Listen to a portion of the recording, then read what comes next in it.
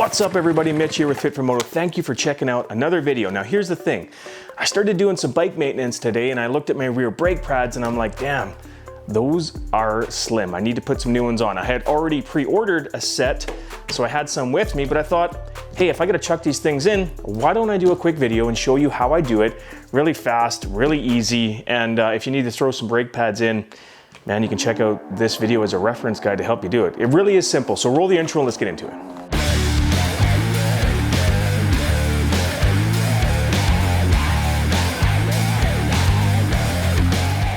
All right, so how do you install some new brake pads? Really, really easy. What do you need for tools? You're gonna need something to loosen off your rear axle nut. Now, whether that's a socket or a crescent wrench or something like that, you're gonna wanna pop that rear axle nut off.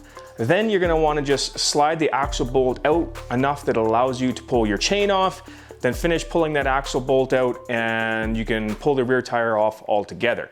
Now, to get at the brake pads themselves, there is, I'm just gonna call it a retaining pin. You're gonna want to loosen that off and pull that out. And you're gonna notice that it allows those brake pads to kind of come down and get out of the way.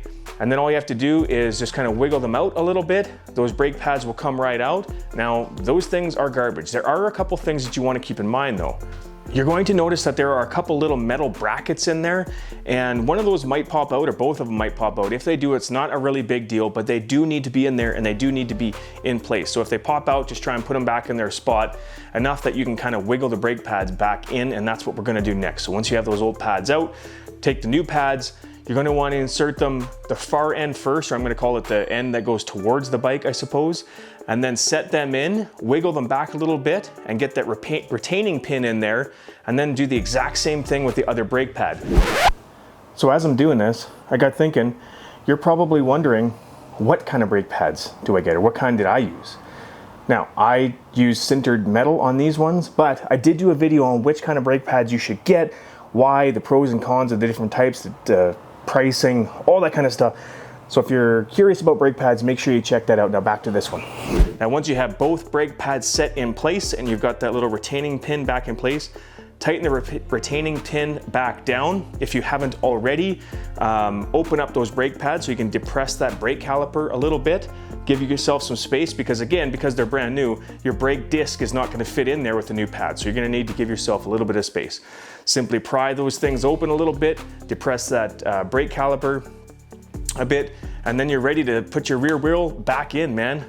Hook it up, get that chain wrapped around it, put that axle bolt back in, finish putting the rear tire back on, tighten that axle nut. Once you got the chain back on, everything looks good. Tighten her down, and last but not least, don't forget this part because sometimes I do.